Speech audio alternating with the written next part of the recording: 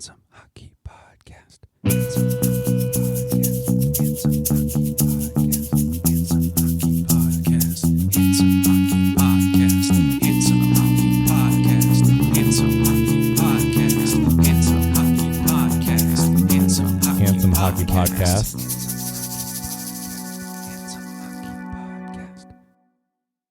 All right, everybody. This is the Handsome Hockey Podcast, episode 51, coming to you from Portland, Oregon. I am Jake, and sitting across from me is Evan. Hey, I'm here. We are in Area 51. If you are here looking for the podcast that Greg Wyshynski does now, this isn't it either, but we're happy you're here. And we can actually podcast. Yeah, we can. We don't have a contract that prevents us from podcasting about hockey. Who would have guessed that Disney would both first ruin Star Wars for me and then my favorite podcast?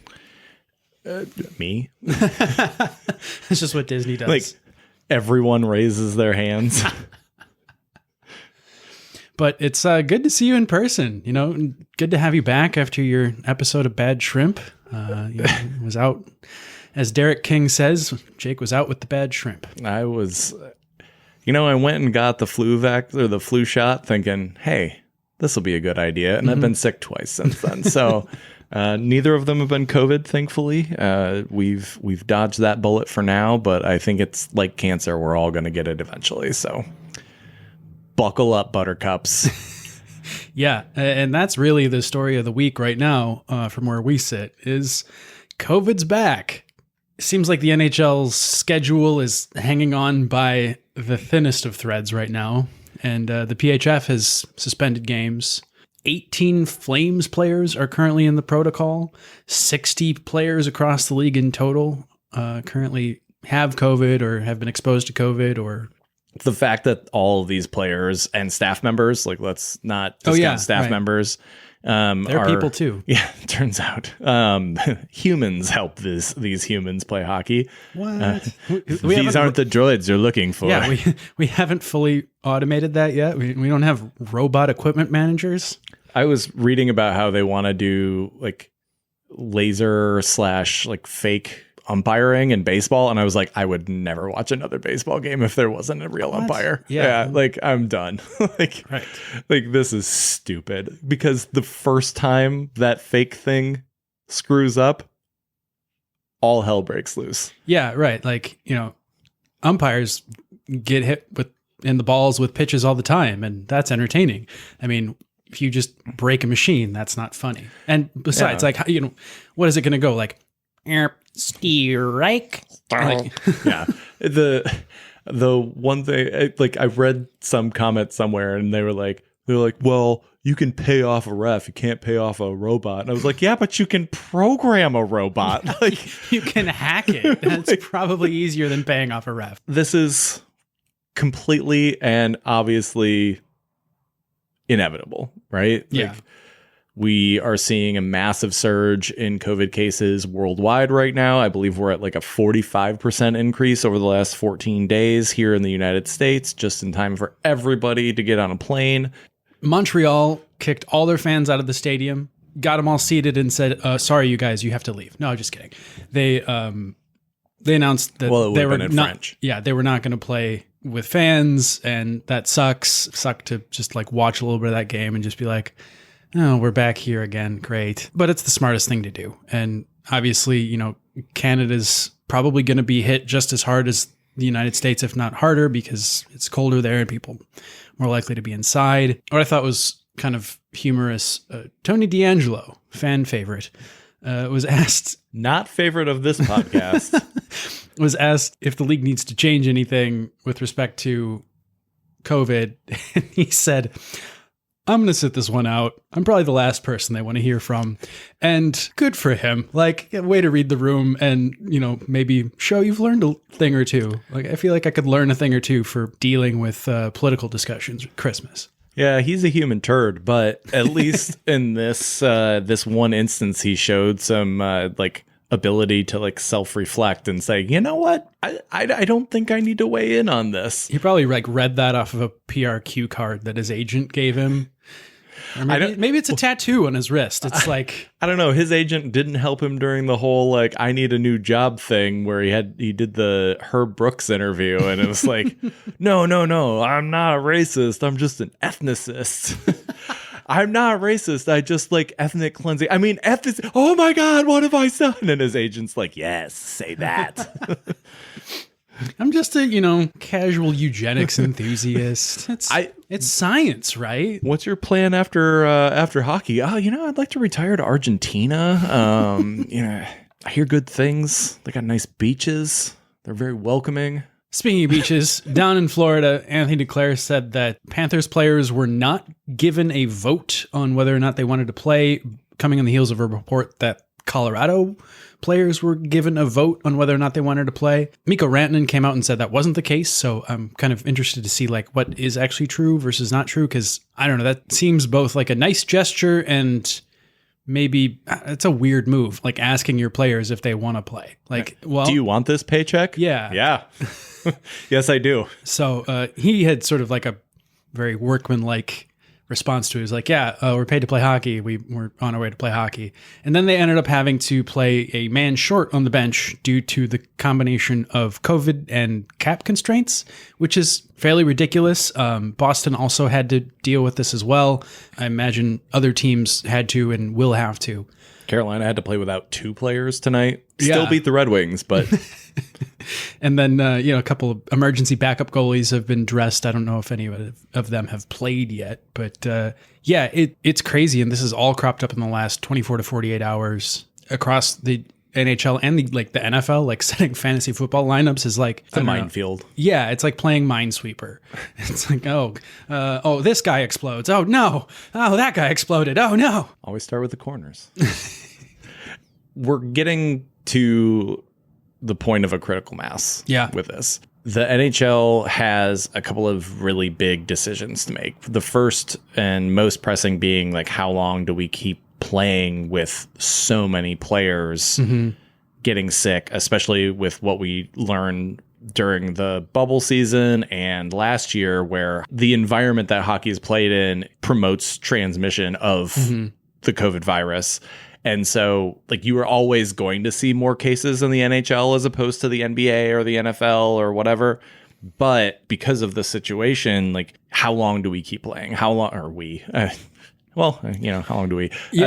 How long does anybody keep playing is, I think, the question a lot of people are asking, because, there's pretty decent arguments on both sides. Like, how long would you then suspend play for, knowing that, like, it's just going to get worse across the board everywhere.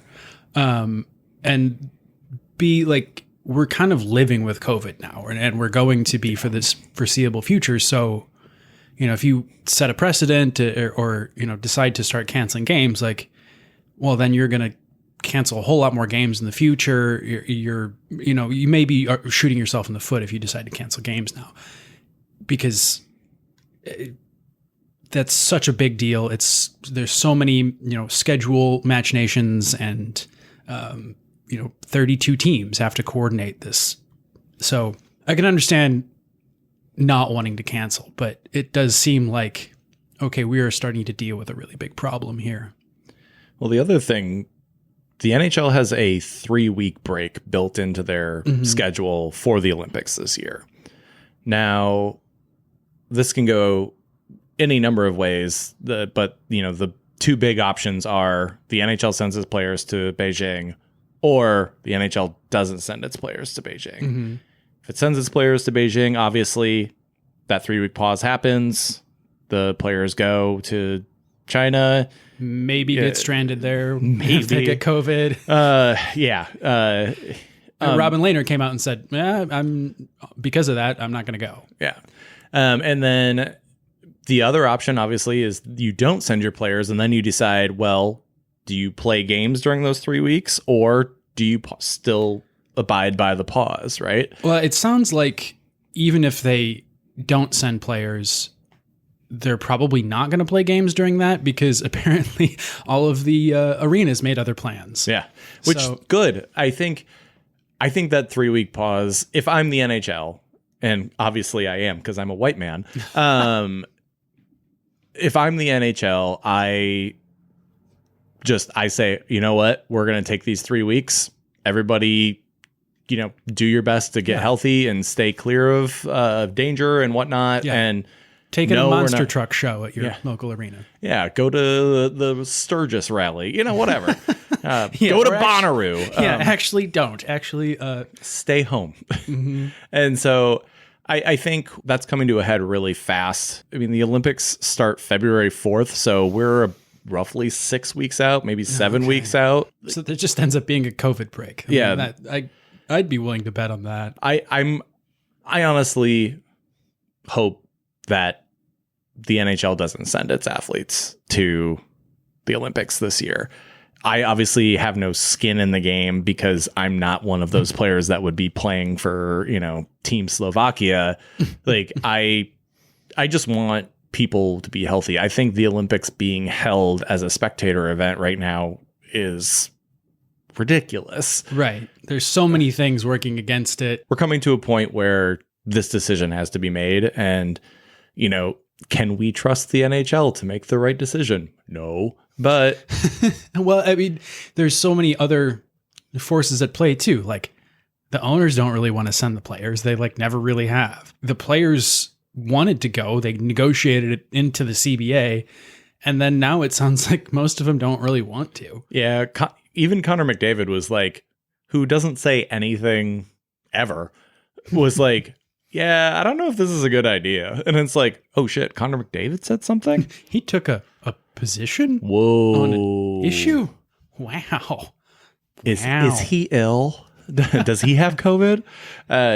So he's feeling bold after showing everybody his dark modernist house that his girlfriend decorated. It's like a dungeon took a shit. I think it looks like it's like the house from Parasite. It's like an issue of Dwell done in sepia tones. So Olympics, kind of bearish on the Olympics. Seems like it's not going to happen, but does the NHL win if players go in any way? It doesn't seem to be much in favor of the players going at this point. I don't think it's a big boon for the NHL to go because their players are already world famous. Mm-hmm. So David Pastrnak is already David fucking Pastrnak, right? He did who cares? Right. They really only can lose if somebody if Connor McDavid goes and gets a horrific case of COVID and A, can't get back to Canada for a month, and then B, is sidetracked Tyler Seguin was all of last year. That's a massive hit to the league. So I think honestly it's in the monetary interest of the league for them to not send their players, which I think is what inevitably wins out, the money issue. But you'll probably see a couple of players here and there go, oh no, I'm going anyways. And okay. An especially funny outcome would be if some player over there, they go and some player goes all Enos Kanter and puts remember the Uyghurs on his skates or something. And then the NHL is just persona non grata in China and they just lose everything that they were trying to go there for. And then some, that would be hilarious. One thing I don't have to worry about is Tyler Bertuzzi going to the Olympics. That's nice, I guess. Moving on. Let's just state for just a quick second. Alex Ovechkin's fucking amazing. He's fucking incredible. Yeah, this year that he is putting together in his age 36 season is nothing short of legendary. His decline has been predicted for the last, 3 years or so? His and the Caps, really. Right, and he just sees it and every year goes, fuck you, and gets better somehow. If you look at, the goals he's scoring not just pull up slap shots like he can on the power play. He's scoring from all over right now. And, driving play, he's getting a ton of assists, which he, hasn't historically been known for, but he's dishing the puck really well. So, this is the first time a player not named McDavid or Draisaitl has been the sole leader in points since November 7th, 2019. it's still a ridiculous stat that it's A, that it's been that long, and B, that a 36-year-old is the guy who unseated that or ended that reign. Mm-hmm. So we'll see how long the interregnum is between like one of them retains the throne, but or retakes the throne, but it's old man time now. Yeah, for now the Caps are A, in the playoffs, and B, Ovechkin is crushing it. So, and that was without Backstrom too. Mm-hmm. Who's Becky going to pass the puck to? And in other weird news, the Coyotes, much like the animal Coyotes, don't have much of a home right now. They have been publicly taken to task by their arena for not paying rent and missing tax payments and back child support. They are the Evander Kane of teams. Oof. Well, I know what we could talk about next, but So the Coyotes came out and did what everybody who's been poor and not being able to pay their bills has done, and said, "Oh yeah, good for it. I just forgot. Check got lost in the mail, guys. Yeah, sorry. Yeah. Totally thought I paid that, guys." To which the arena was like, "You've missed 17 weeks of tax payments you're supposed to make weekly." And Gary Bettman sort of came out on the Coyotes side like, "Oh yeah, they're good for it. Sure. Yeah, I know those guys. They do good work, blah, blah, blah. I used to own them. Yeah, I know what's up." And the arena was like, if Mr. Bettman chooses to believe that these consecutive payments were made in error, he can choose to believe that. There's been some grade A level shit talking on the part of the Gila River Casino Arena. Kudos to them. I think we all are kind of just like slowly watching the demise of hockey in the Arizona desert before it moves to the Texas desert. And that kind of sucks. Like, in a way, I mean, so when I was growing up and the Coyotes came around, I have family in Arizona. So okay. I think I've talked about this before, but I got pretty big into the Coyotes just because I had family there and I got some free stuff. And I was like, yeah, the Coyotes. And like they had the purple jerseys, and then they had the Kachina doll jersey, like the logo that I thought was super cool as like a 9-year-old or 12-year-old or whatever. And so for me, on like a personal level, it would suck if the Coyotes didn't exist. But then also, Austin Matthews doesn't exist without the Coyotes, right? I mean, maybe that's going to be like the team slogan. It's like, at least we'll have Austin Matthews. He's never going to actually play for the team. We tried to get Austin Matthews. We begat Austin Matthews. Like, we provided the genetic material that someone took up into the hills outside of Tucson and like did a witchy seance, and Austin Matthews was born. Yeah. Shame on the Coyotes for thinking the league would give them a top pick over the Toronto Maple Leafs. We've got that shitty team in the desert or the richest franchise in our league. Let's give the really good guy to them. I mean, we all know, like, we had the Emily Strang pieces come out earlier this year about how shitty it is to work for the Coyotes. It turns out it's shitty doing business with the Coyotes as well. Yeah, it turns out when you're a company that has your back to the wall, a lot of things are bad. Well, and then like the arena already said that they weren't extending their lease. So like they're out unless they can find a new place to play. Right. They're going to be playing roller hockey in the parking lot. Hey, I've been there. Which is very, very 90s. Yeah, it's like they need to get some Tony Szabo and some V formations and like just party out in the parking lot skates with everybody on massive amounts of coke.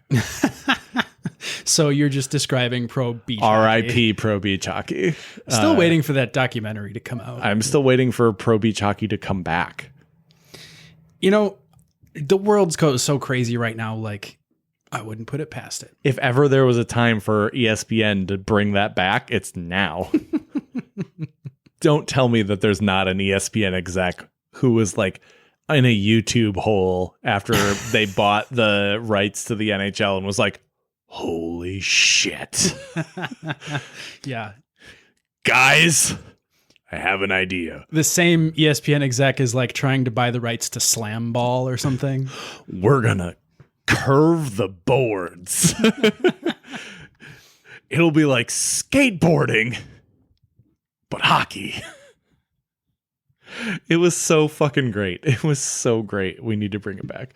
In other news, Ben Bishop has effectively retired from the NHL. Yeah, he did the soft retirement this week after attempting to come back from a knee injury, and he went and played part of a game, and apparently like his cartilage is just no more. His knee is bone on bone, and he was instantly recalled from the AHL team, which is apparently a very bad sign. Like I was reading the press reports. It was like, oh yeah, he's coming back really fast. And then it's like, oh no. That's, uh-oh. Yeah. No, that means he's done. Abort. Right. Abort. So yeah, he gave a pretty tearful press conference this week, and his coach came out and gave people the heads up before that. And he's not retiring because he's still owed a shit ton of money, and so he's doing the soft, like he's doing the LTIR thing. Yeah, the Brent Seabrook retire thing, because I mean, maybe someone will take his contract eventually. I mean, who knows? It'll be the Coyotes.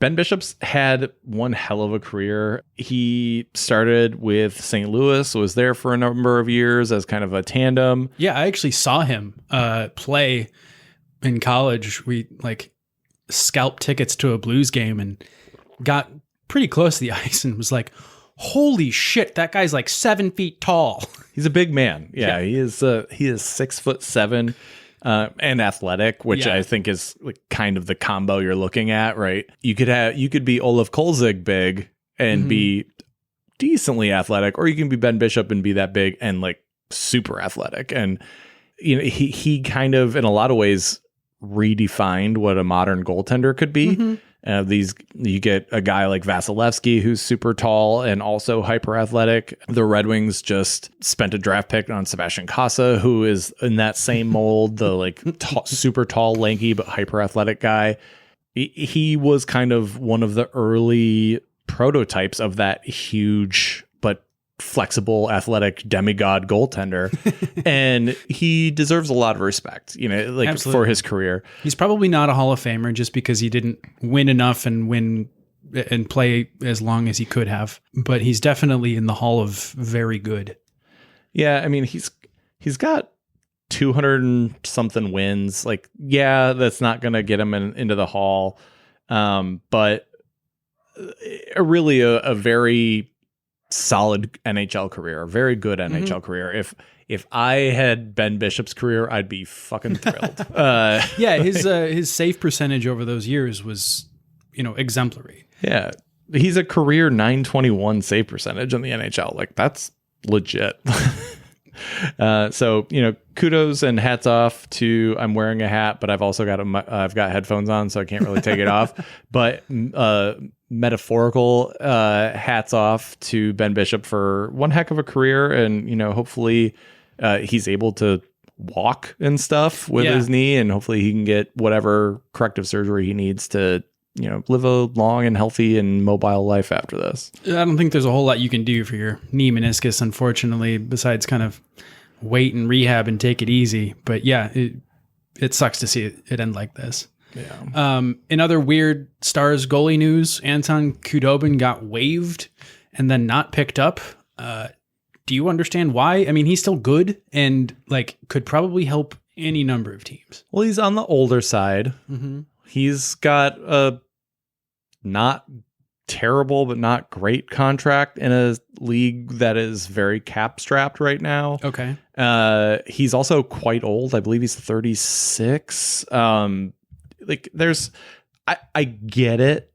If you were a team that, it's also early, right? It's early in the year. So if you are a team that thinks it has a shot at the playoffs or at a cup, it's still kind of early in the year to be like, oh shit, we need another goaltender, right? Like it just hasn't gotten to that point yet. But he's 35. His contract's not terrible. It's like $2.2 million. You could it's $2.2 million with it being buried right now. I believe it's like $3.5 million overall. 3.3. So it's not something you can't work around, but he's also having a rough year.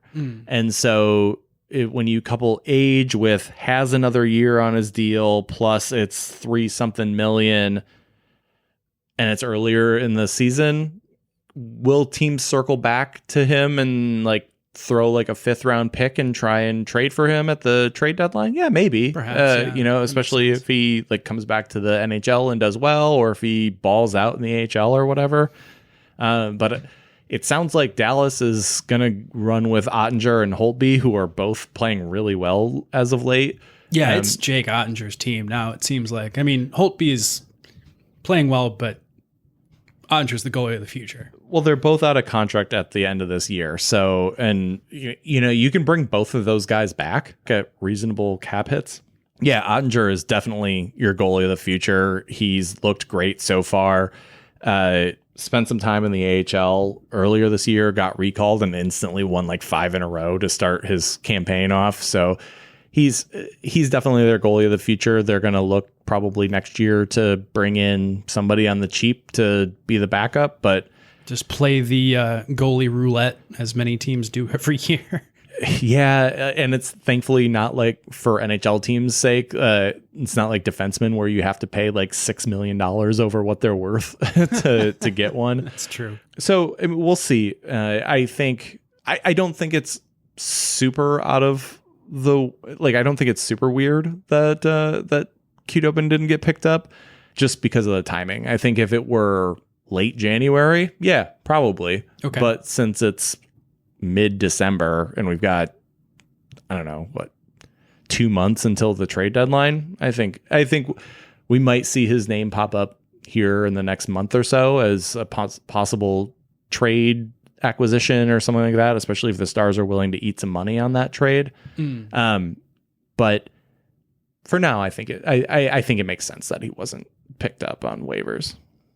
So mid-December, we've had several candidates for the goal of the year already. We've had McDavid's ridiculous skates through 4 guys goal, but we have a new entry in the goal of the year, which it affectionately called the Dishigan, otherwise known as the Trevor Zegras goal, even though he did not score the goal. Sonny Milano actually scored the goal.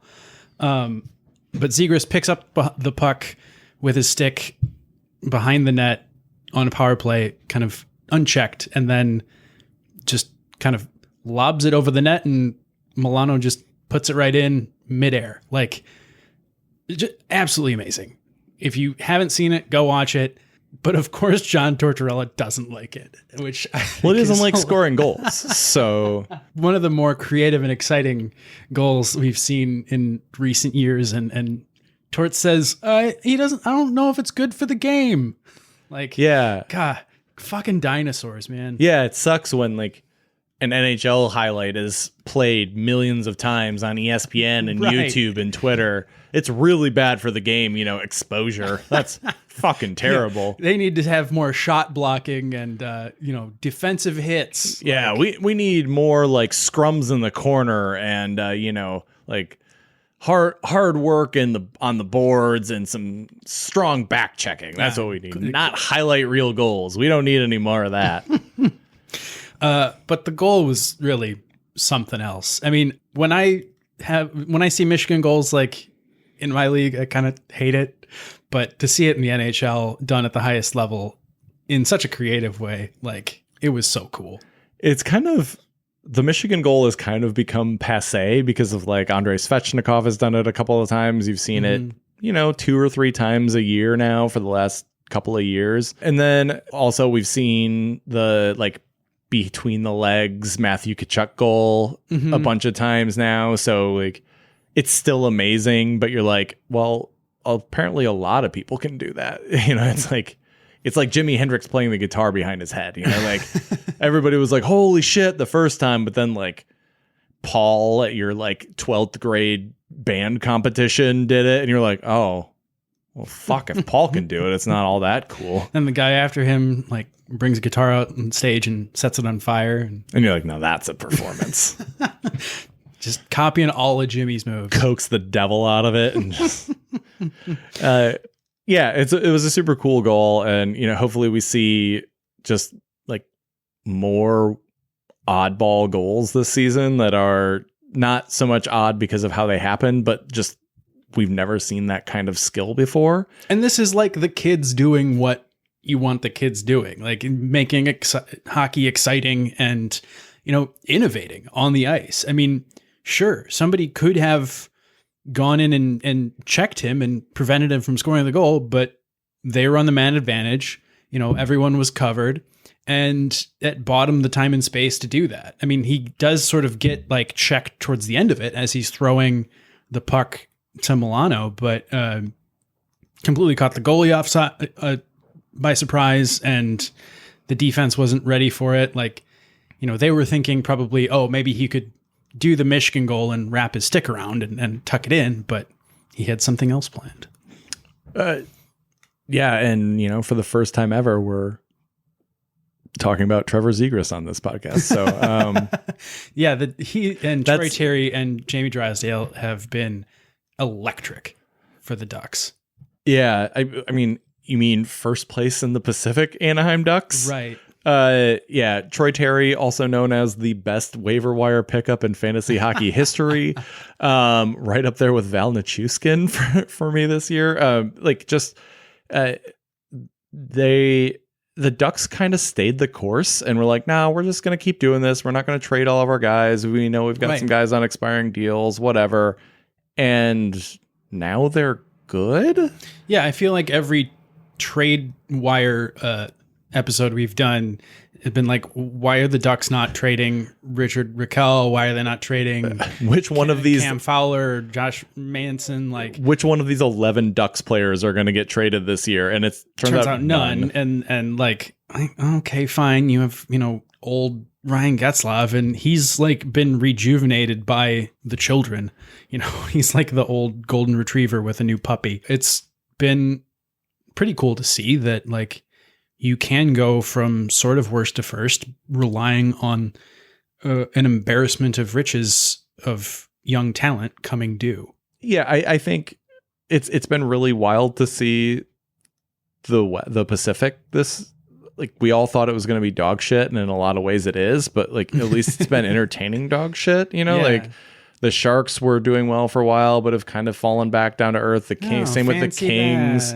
The Golden Knights started off pretty poorly, but everybody was hurt and now everybody's healthy. And oh, look, hey, guess what? They're really good. Mm-hmm. Edmonton started off on a flurry, but have lost, I think, 7 straight or something like that. So it's like, okay, they are who we thought they are. It's been very streaky from basically every team except for like what Seattle's just been kind of motoring away in the bottom. Well, even the Canucks have won 5 in a row just because they got Bruce Boudreau, and who said fuck in his initial press conference. And it's like, yeah, should we talk about that? I mean, the fuck man is back. He's not a fuck boy. He's a fuck man. Thank God. The world needs, as much as I hate seeing retread coaches in the NHL, you can bring Bruce Boudreau back anytime you want. And it seems like it's working. I mean, who knows why it's working, but it looks like it is. His system apparently works a lot better for Elias Pettersson, which has been a huge bugaboo all season. He's had a really rough start to the year, really rough first quarter of the season. But, you know, maybe he's just pushing buttons that need to be pushed. Right. He's known as a player's coach. You know, he's known as a sort of offensive coach, both hockey-wise and verbally. He's sort of, he kind of got famous when he was in Washington in the run up to their Winter Classic, when he just like said fuck on HBO 1,000 times. It's like, am I watching hockey or is this like the Boondock Saints? I don't understand. And I don't know. He's kind of likable. He's character, and it seems like Vancouver's really taken to him. Yeah, well, and Vancouver just needed something positive. Yeah, they just needed to move people and change everything, change jobs. And I don't know. The stats show that usually in the NHL, if you change coaches, it works for a little bit. Yep. The question is, how long? In enraging news, I bet this is something that John Tortorella liked. If he did, fuck him. It's really just kind of like a microcosm of America at this point, to be perfectly honest. It was like seeing Squid Games in a prototype come to a hockey event. Next is Hunger Games, and you know, right. it's going to be great. The Sioux Falls Stampede decided it would be wild. It would be riveting if they put a piece of carpet on the center of the ice, dumped $5,000 worth of ones on that carpet, and had local teachers come and fight one another for gobs of cash. Which they like were scooping up by the fistful and like putting in their clothes. And I mean, and also they're all wearing helmets, which is a very strange... Probably for legal reasons. Yeah. And apparently the money was coming from an insurance company or something like that. So, you know, they probably dictated like, oh, you know, gotta wear the helmets, gotta safety first while you're picking up chump change for shit the education system should be paying for. I mean, they made it obvious that these teachers were grabbing cash for like classroom things. Like, you know, knowing South Dakota, they were probably grabbing cash for like history books or something. Like, no, those aren't allowed. Does this history book use the word indigenous? No, we needed to say Injun. That's what we needed to say here in South Dakota. I do love that South Dakota's governor, who was like one of the like, we don't need COVID, we don't need Biden, is like, oh, hey, Biden's giving us all some money. Hey, we'll take those billions of dollars. Hey, oh no, we love Joe Biden here in South Dakota. This whole thing, like my top Google search right now is probably how to immigrate to Denmark. It's like shit like this, as somebody who works in education and knows how underfunded it is, when at one point our school system, our public school system was free and it was the envy of the entire fucking world. Yeah. And now we're throwing gobs of cash at teachers so they can fight one another for it. This is fucking asinine. And right. I am like, hold me back, Evan, because I'm so upset by this. Like I come from a family of teachers. My aunt, my grandmother, my cousin. Like I have like a lineage of educators, and the idea that this was thought of as a good one. Like, oh, hey guys, you know whose lives suck? Teachers. Let's give them more reason to hate themselves. Yeah, and second, thought of as entertaining. Yeah, it's fucking awful, and like rightfully, like this team is being shamed. Yeah, they got a ton of bad press all over the internet. The sponsor came out and quote unquote apologized by giving the teachers an additional like $500 each, which is almost like an insulting amount to give as an apology. You know, like I'm sure several of these teachers are boomers that like, you know, paid $500 a semester for tuition, and like they fully understand how much the education system in the United States has just been hollowed out in their generation. Like by their generation. Right. It really is our parents' generation that ruined the fucking education system of this country. The country in general. And if there's one reason why we are in this sort of social shitstorm we are right now, it's a lack of education. And how did we get that way? Well, we decided to just cheapen out everything and sell it off for the bottom dollar to privatization. Like we've drastically fucked up this country, and somehow a hockey game intermission fucking stunt became like a lightning rod to just highlight how screwed up this has become. Yeah. In synopsis, pay teachers, fund education, tax the rich, and if they don't want to pay taxes, fucking eat them.